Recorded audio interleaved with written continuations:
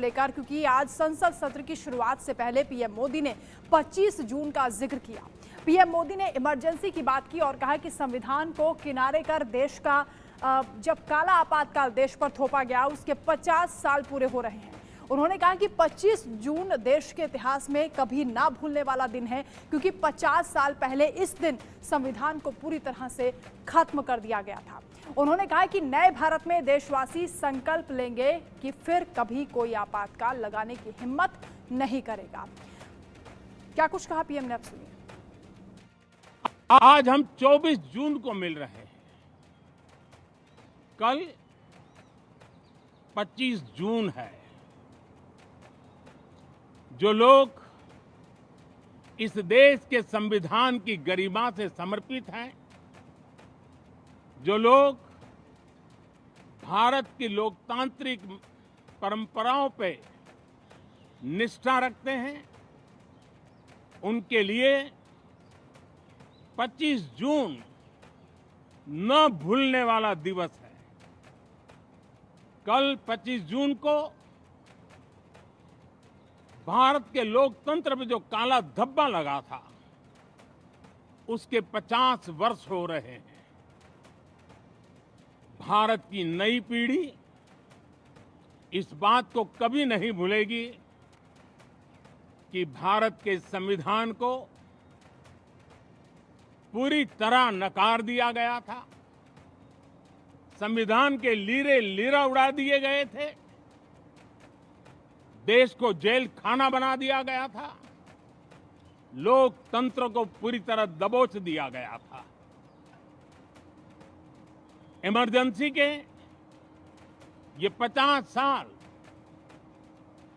इस संकल्प के हैं कि हम गौरव के साथ हमारे संविधान की रक्षा करते हुए भारत के लोकतंत्र लोकतांत्रिक परंपराओं की रक्षा करते हुए देशवासी संकल्प लेंगे कि भारत में फिर कभी कोई ऐसी हिम्मत नहीं करेगा जो 50 साल पहले की गई थी। और 25 जून मामले पर केंद्रीय मंत्री एसपी सिंह बघेल ने समाजवादी पार्टी को नसीहत दी। उन्होंने कहा कि इमरजेंसी में तत्कालीन कांग्रेस सरकार ने मुलायम सिंह यादव के साथ क्या सलूक किया था, वो अखिलेश यादव को याद रखना चाहिए। प्रधानमंत्री नरेंद्र मोदी ने कहा है कि 18वीं लोकसभा है, सभी को साथ लेकर चलना है और साथ ही साथ 25 जून का जिक्र जरूर उन्होंने कहा है कि काला दिवस था, किस तरीके से कल 50 साल हो जाएंगे। हाँ, मुझे याद है जो राहुल गांधी जी संविधान की कॉपी लेकर के जनसभाओं में जा रहे थे, श्री अखिलेश यादव उनके सहयोगी थे। नई पीढ़ी को बताना चाहूँगा कि 25 जून 1975 को श्रीमती इंदिरा गांधी ने आपातकाल लगाया था और उस समय सोशलिस्ट पार्टी के विधायक बीकेडी के श्री मुलायम सिंह यादव जी को 19 महीने जेल भेजा था। अखिलेश जी को याद रखना चाहिए, तो जिन्होंने संविधान की अवहेलना की, विचार अभिव्यक्ति की स्वतंत्रता नष्ट की, प्रेस की सेंसरशिप लगाई।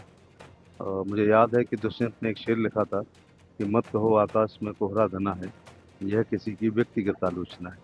अगर उस जमाने में कोई ये कह देगा कि आसमान में कोहरा है तो इंदिरा गांधी उसको भी बंद कर देती कि आप हमारी सरकार की आलोचना कर रहे हैं। नंबर 2 बात, मनु शर्मा जी ने लिखा था कि मौसम की आंखों में नमी है, लगता है आज कोई गमी है, और मेरी मेज पर रखी हुई संविधान की पुस्तक में कुछ पन्नों की कमी है। और आपातकाल याद दिला दूं, दुष्यंत जी ने और कहा था, शायद बाद में नाम बताऊंगा, लेकिन पहले लोग समझें। एक बूढ़ा आदमी है मुल्क में, या यूं कहें इस अंधेरी कोठरी में एक रोशनदान है, वो थे जेपी। तो जेपी से लेके और संघ जनसंघ का मंडल अध्यक्ष और पूरा संघ, सब सोशलिस्ट पार्टी, सब लोगों को जेल भेज दिया था। वो संविधान बचाने की बात कर रहे हैं, ये उनके मुंह से शोभा नहीं देता है। वहीं प्रधानमंत्री मोदी के बयान को लेकर विपक्ष ने जवाब दिया और कहा कि देश में हालात अघोषित आपातकाल वाले ही हैं। कांग्रेस के सांसद गुरजीत ओजला ने कहा कि देश में लगातार हालात बिगड़ते ही जा रहे हैं। आप सुनिए।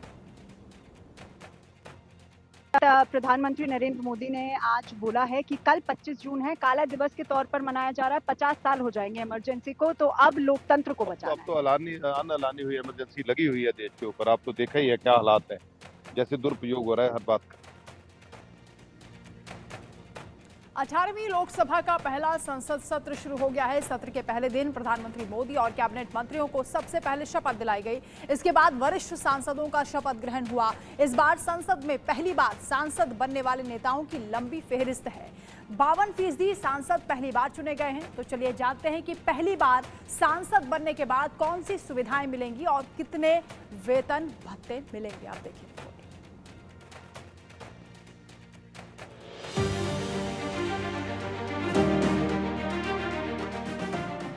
18वीं लोकसभा का पहला संसद सत्र शुरू हुआ। संसद सत्र की शुरुआत प्रोटेम स्पीकर के पदभार ग्रहण करने से हुई। प्रोटेम स्पीकर ने कुर्सी संभालते ही सांसदों को शपथ दिलाने की शुरुआत की। कैबिनेट मंत्रियों को पहले शपथ दिलाई गई। सबसे पहले प्रधानमंत्री नरेंद्र मोदी ने शपथ ली। मैं नरेंद्र दामोदर दास मोदी, जो लोकसभा का सदस्य निर्वाचित हुआ हूं, ईश्वर की शपथ लेता हूं कि मैं विधि द्वारा स्थापित भारत के संविधान के प्रति सच्ची श्रद्धा और निष्ठा रखूंगा। पीएम मोदी के शपथ ग्रहण के बाद सीनियर कैबिनेट मेंबर्स ने बतौर सांसद शपथ ली। मैं अमित अनिल चंद्र शाह, जो लोकसभा का सदस्य निर्वाचित हुआ हूं, ईश्वर की शपथ लेता हूं कि मैं विधि द्वारा स्थापित भारत के संविधान के प्रति सच्ची श्रद्धा और निष्ठा रखूंगा। मैं भारत की प्रभुता और अखंडता अक्षुण्ण रखूंगा तथा जिस पद को मैं ग्रहण करने वाला हूं, उसके कर्तव्यों का श्रद्धापूर्वक निर्वहन करूंगा। राजनाथ सिंह, जो लोकसभा का सदस्य निर्वाचित हुआ हूं, ईश्वर की शपथ लेता हूं कि मैं विधि द्वारा स्थापित भारत के संविधान के प्रति सच्ची श्रद्धा और निष्ठा रखूंगा। मैं भारत की प्रभुता और अखंडता अक्षुण्ण रखूंगा तथा जिस पद को मैं ग्रहण करने वाला हूं, उसके कर्तव्यों का श्रद्धापूर्वक निर्वहन करूंगा। सांसदों को शपथ दिलाने का सिलसिला 2 दिन तक चलेगा। इस बार संसद में 52% सांसद ऐसे हैं जो पहली बार सांसद चुने गए हैं और इन सभी को बारी बारी से शपथ दिलाई जा रही है। 18वीं लोकसभा में 280 सांसद ऐसे हैं जो पहली बार संसद पहुंचे हैं।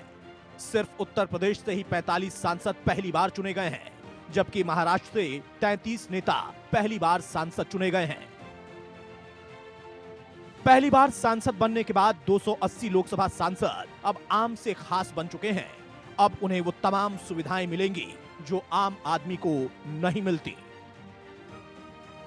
सांसदों को 1 लाख रुपए प्रतिमाह तनख्वाह मिलेगी। इसके अलावा 70,000 रुपए प्रतिमाह संसदीय क्षेत्र अलाउंस के तौर पर मिलेंगे। हर महीने 60,000 रुपए ऑफिस के खर्च के तौर पर मिलेगा और 2,000 रुपए डेली अलाउंस मिलेगा।